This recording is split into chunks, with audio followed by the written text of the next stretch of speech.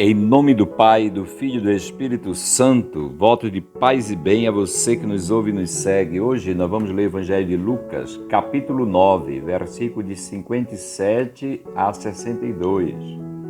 Naquele tempo, enquanto Jesus e seus discípulos caminhavam, alguém na estrada disse a Jesus: Eu te seguirei para onde quer que fores. Jesus lhe respondeu: As raposas têm tocas e os pássaros têm ninhos, mas o Filho do Homem não tem onde repousar a cabeça.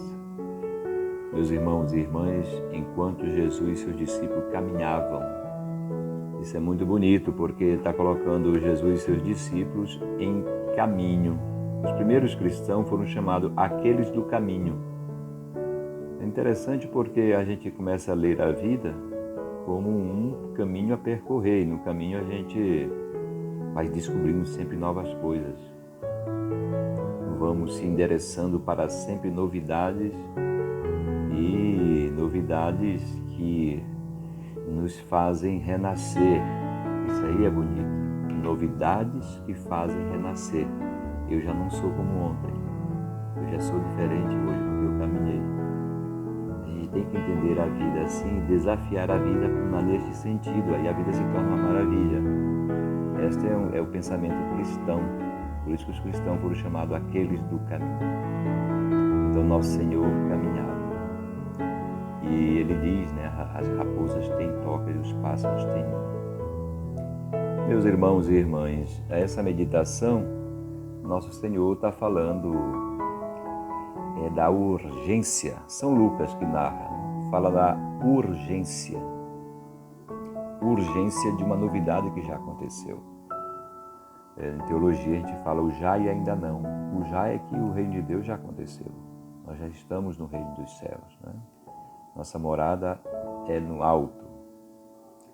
E esse é um sentido. O outro, nosso Senhor aqui está revelando que Ele não tem o ninho dele nem a toca dele. O aconchego familiar.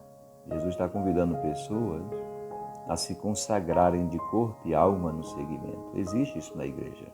São os religiosos, freiras e frades, que se consagram a Deus de corpo e de alma. Não tem o aconchego da toca, nem o aconchego do ninho, que os casais têm. Então existe essa urgência, sim. Esse significado, esse sentido, porque tem os religiosos. Para dizer para os demais cristãos e para eles mesmos que nós já estamos vivos em Deus. Essa tensão. Por que, Padre, essa tensão de dizer nós já estamos no céu? Para que os cristãos, a humanidade, não se entregue a este mundo. Em que sentido? Não se dê à avareza, à cobiça, à luxúria, como se só houvesse isso, só houvesse esse mundo. E de fato isso é verdade, não é? Quando a gente não vê nada a mais, a gente fica brigando pelo que nós temos aqui. E por isso é que existem as guerras. Então é preciso ter um sentido maior na vida, uma abertura maior que nós chamamos do céu, para a gente ter uma boa convivência também.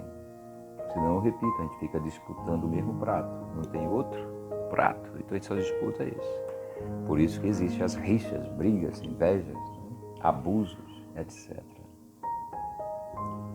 Jesus disse a outro: segue-me, deixa-me primeiro enterrar o meu pai. Ele respondeu. Jesus disse: deixa que os mortos enterrem os seus mortos, mas tu vai anunciar o reino de Deus. É o tema da urgência, porque enterrar os mortos é um dever sagrado, é uma coisa sagrada. É claro que nosso Senhor não está dizendo para a gente, não enterrar os mortos, né? Deixar de enterrar os mortos. Jesus não está dizendo isso. Ele está querendo nos revelar que existe algo mais importante e algo mais sagrado, que é anunciar o reino. Não vamos viver do passado, mas do anúncio do reino. Que os nossos falecidos também se encaminhem para o reino. E depois a passagem continua. Um outro lhe disse: eu te seguirei, Senhor, mas deixa-me primeiro despedir-me dos meus familiares. Jesus, porém, respondeu-lhe: quem põe a mão no arado e olha para trás não está apto para o reino de Deus. Não precisa se despedir. Por quê? Porque nós vamos nos encontrar.